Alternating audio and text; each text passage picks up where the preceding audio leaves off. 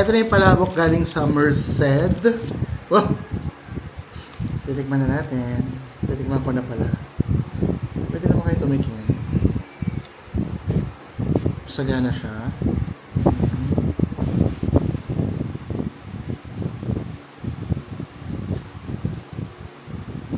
So, dahil lumang restaurant to, I assume may classic.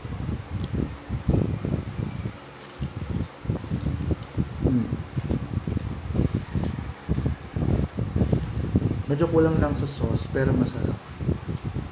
Matinapa yung lasa. Fairness. Madami yung serving.